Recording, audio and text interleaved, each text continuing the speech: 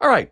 Joined now by our very special Frankly Hockey guest, Mathieu Darche, GM of the New York Islanders, joins Frankly Hockey. There he is, the Quebec native, McGill University, undrafted, 250 NHL games, Columbus, Nashville, San Jose, Tampa, played a year in Germany. My goodness, you must love hockey. And then, of course, he finished up in Montreal, retiring age 35. And I wonder, Matthew, you saw that Sam Alinsky contract. We just talked about it.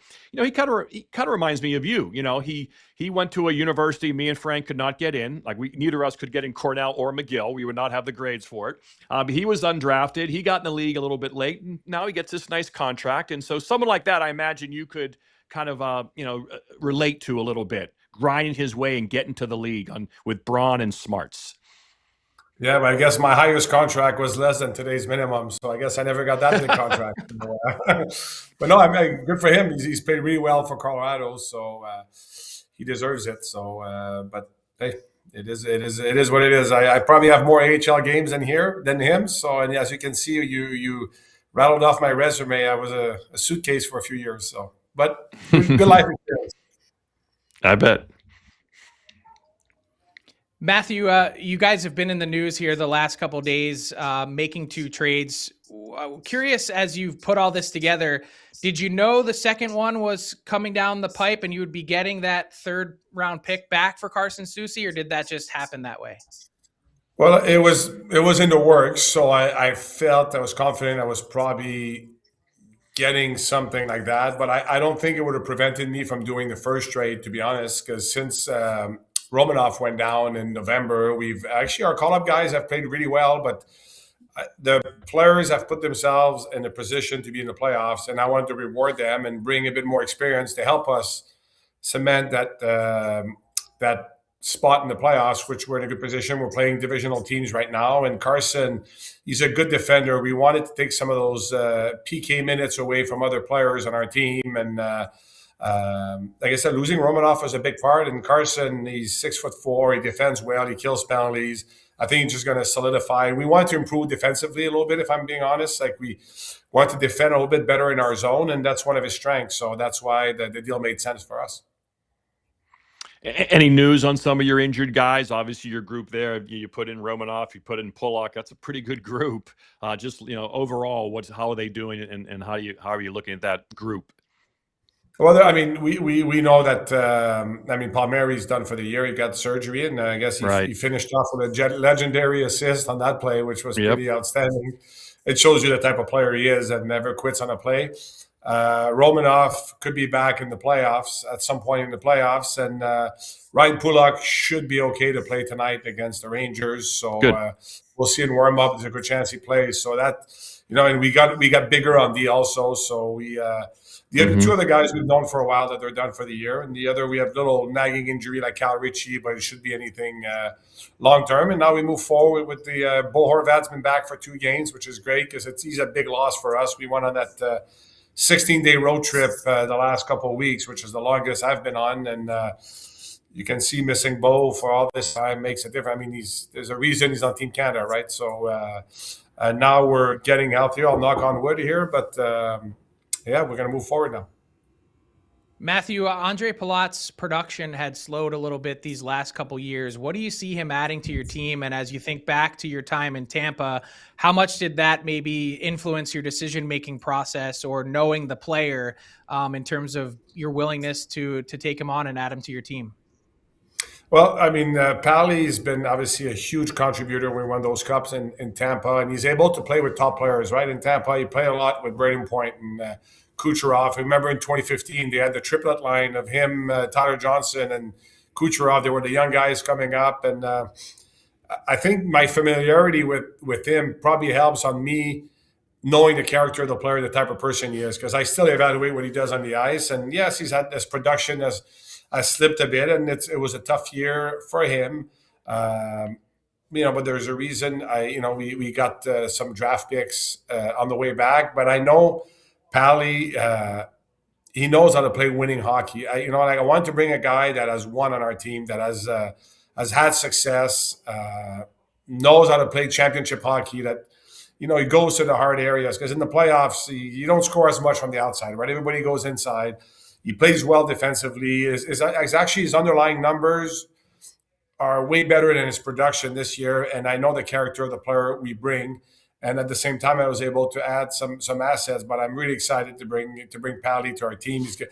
The good thing with him is he can play up and down the lineup. He can play with good players because he's known. That's what he's able to make plays with them. And a lot of times, the higher offensive players, they could be sometimes a bit looser defensively. Pally's the type of guy that stabilizes a line because he's a smart hockey player, and hopefully he gets some of that production. I know when I called him last night, he was really excited, and good for him. He doesn't have to move too far.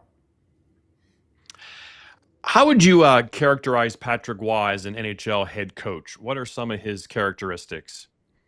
Well, he's passionate. He cares about his players, and it's funny because when I got this job, I really thought we knew each other, which we didn't. I mean, even if we're both French Canadian, the only time I've ever had a chat with Patrick was last year. He was walking to the bus in Tampa. I was walking to my car, and we chatted. Obviously, I knew who he was, and he knew who I was because I played for Montreal, and we had won those cups in Tampa. But that's it. So when I got the job, I went to meet him, and I could see his passion. Patrick, let's face it, we all know he's independent financially, and he's been riding the bus for 14 years in junior hockey. So you're doing that by passion, and it's funny. I told him about a month ago, you know what, Patty, when obviously being a kid from Montreal, you know about Patrick Roy, and I remember the 86, the 93 cups, but the perception I always had of him is it's my way or the highway. I decide everything. I know everything. It's a total opposite from what I expected, from the public perception that I had as a French Canadian watching him, and even him coaching junior. And you hear the media interview, he's as humble as it gets. Honestly, like he wants to talk about every decision he makes, and he takes my input. I take his when we do the trades. I take his input this summer when we were working the Noah Dobson trade. I told him, Patty, come in the room with us when we're discussing this with the assistant GMs. And I've been very surprised. And I told him, I think it was about a month ago, just before Christmas, I told him, you know what, Patty, I always thought that you were a bit like, I am Patrick Roy and screw you, I know more. But he's definitely not like that. Like, he's very humble, and I've really enjoyed working with him. So, Mathieu, speaking of perception changing, has your perception of your team changed since you took over? I mean, weren't really sure what to make of this group heading into the year. We weren't even sure if Matthew Schaefer would be with the team the entire year. What a revelation he's been. You mentioned the idea of rewarding your group for how well they've played. How's your thought process around this team evolved over the course of the season? Well, it's my first year. It doesn't matter how much you watch another team until you're inside and you know the players' personalities and all these things. You don't quite know. So my goal was to make a few tweaks this summer. Of course, we got Mathieu Schaefer, which from the start, I was like, let's bring into camp. Let's see how he is in the first few games, and we'll see. I spent the summer telling his agent, Pat Morris, Pat, let's be open-minded here. The kid played 17 games last year. So he went from me potentially thinking he's going back to Erie and playing World Juniors to being on the cusp of being on the Olympic team. So that's quite the progression. So we started the year, obviously we started 0-3. Then, you know what? The guys put themselves in a position. And when I say the players, it's not me, it's not the coach, it's the players. They put themselves in the position to be in the playoff. That's the way our conference, our division is. So without going crazy, I want to reward them and bring help. And sometimes it's funny because even the years we won the cup in Tampa, most of the acquisitions we did aren't the sexy, big name guys. You think of Barclay Goodrow and Blake Coleman, and David Savard was a bit of a bigger. We've acquired guys when we acquired Brandon Hagel. Nobody knew the Brandon Hagel today. They said, "What the hell?" They gave 2 first-round picks, but so sometimes we're not like those guys that can make the difference in certain areas. Like I mentioned, Carson can kill penalties. He's a big body. He takes space. He defends well, because I think defensively we have room to improve. Our goalie has been outstanding. So let's bring a guy who defends well. Pally, who has the Stanley Cup experience, who has 155. He's got more playoff game than probably I have a hair on my head. So he's been that experience to get there. And once again, and even in New Jersey, the 2 years they made the playoffs when he was there, he was one of their best players in the playoffs. So he knows how to play that kind of hockey. So to me, it's adding those guys that have a role that there's a lot of intangibles in what they bring also. And it's a defensive side of it, because you don't score your way to a Stanley Cup. You defend your way to a Stanley Cup. You still have to score. Would I like us to score a bit more? Yes. But I just feel if we clean up a bit in the D zone also, that will make us better, because we have great goaltending. Both our goalies have been outstanding. So that's where I am. And we went through the season, and the guys put me in this position that I wanted to bring some help without necessarily going crazy. Because at the end of the day, we all want, like, yeah, would I love to get a 50 goal scorer? Of course. But that's not happening, right? Like, it's the people that have the teams that have 50 goal scorers aren't training their 50 goal scorers. So sometimes these are those subtle moves that can move the needle a little bit for you. Is the infrastructure of the Islanders, a home? It's a fluid situation. You're always making tweaks to your house or whatever. But from the Islanders organization standpoint, you haven't been on the job that long. Are there still areas where you're still tweaking? Are you happy with the infrastructure, whether it's a personnel, whether it's a person, and whether it's a scouting department, whether it's the furniture, where the meetings rooms are? Are you still looking at the organization? Where are we, would you say, if the battery on your phone is 100%? From the time you took the job to where you wanted to take it, where are we right now to kind of where you want to settle in as the Islanders organization? Are we in the 80s? Are we in the 70s? Are you pretty happy the way things are right at this moment? I don't know if I would put a percentage to it. Honestly, I'm sure if you talk to the team, the GMs that have been on their team for 10, 12 years, they probably tell you they're evaluating every day anyway. So obviously Right. this year I want to learn, and on the staff, I got to learn to know about the people and learn how they work. And maybe I'll make some adjustment. There's some people I didn't know that I thought, hey, you know what, they're doing a great job, and it's Mm-hmm. ever evolving. Obviously, this first year was a lot about evaluating, but I like where we are. Is there room for improvement? Obviously, I always say that the day you start trying to improve is the day you start regressing. So every day I'll Mm-hmm. try to improve, but I like where we are. It's a strong organization. Ownership's been outstanding with me. I mean, we have one of the nicest building in the league. I mean, you guys have been here.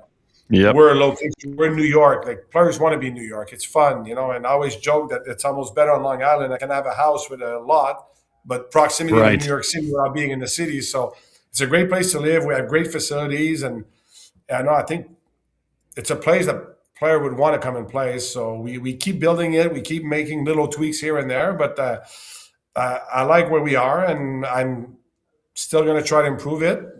I'm sure over the years there's still going to be some changes coming, but I just go as the season goes, and I keep evaluating what I have. And if hopefully I'm here in 10 years, and I'll probably give you the exact same answer.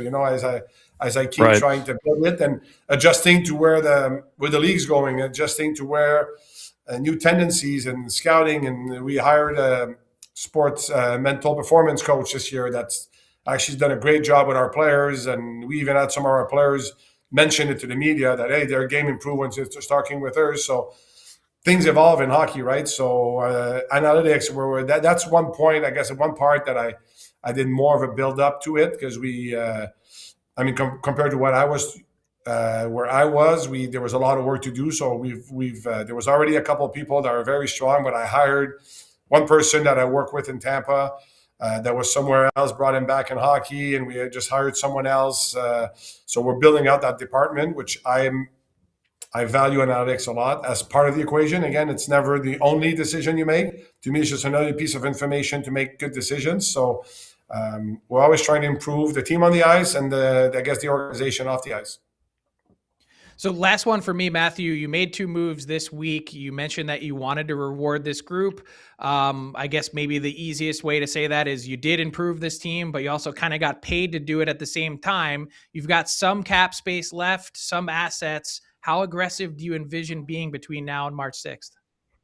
Well, every day I'm talking to different teams. If there's an opportunity to make a move to improve the team, I'll do it. And someone this morning asked me when I did the local media, would you move one of your first round picks? If it makes sense, I would.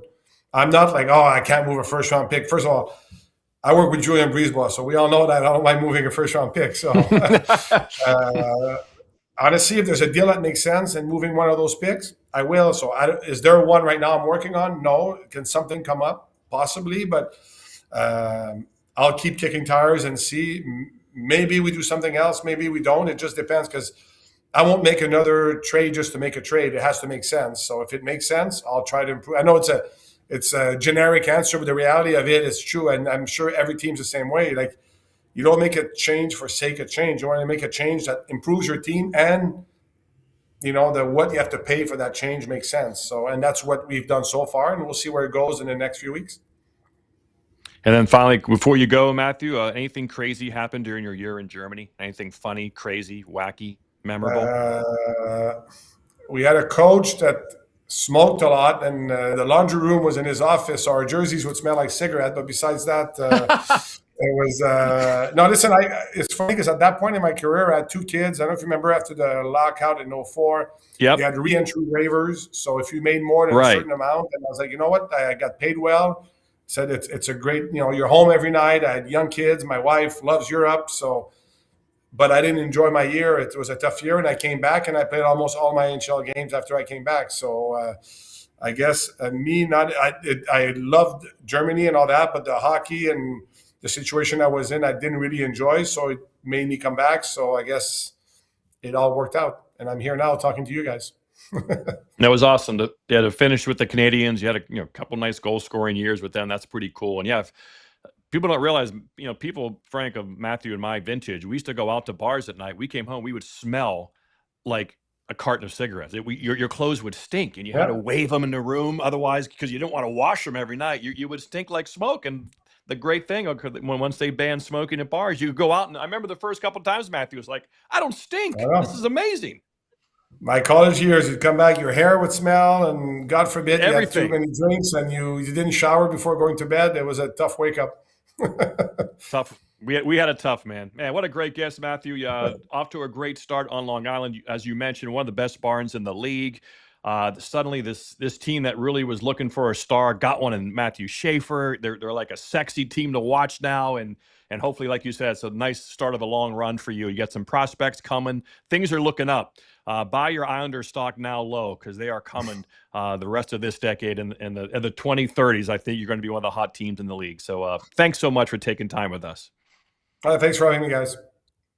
All right, Mathieu Darche, great guest, Frank. I mean, he's a great talker, very entertaining, and has a charisma about him. And he's one of those guys. He was a great American League goal scorer. He never. I always wondered, like, guys like that, did they just never get a chance in the National League with the right team and the right line mates, right? Because he came up with the Blue Jackets, who were brutal. Now expansion probably helped him get an opportunity with Columbus at the turn of the century and with Nashville. But I'm like, he's popping in like, at a goal, like a 30-goal score in the American League for 82 games. But then just never got that chance really in the National League. And we see guys like that now. John Leonard lights it up in the American League, and he doesn't really get top 6 run with anybody to give him 50 games to try to see if he could come close. I think the latest example that we've seen is in Edmonton with Quinn Hudson. I mean, like, he's having a monster year in the AHL, and they call him up and they put him in a 4th line role, and he plays 6 minutes and 36 seconds. Like, tell me how that makes any sense. Right. And I get it. He's not good right now, what they're trying to do, where they are. And so got to play to players' strengths. Those kinds of players always interest me. All right. Again, great guest, Mathieu Darche, great talker, very fun to talk to in person or via the Zoom link.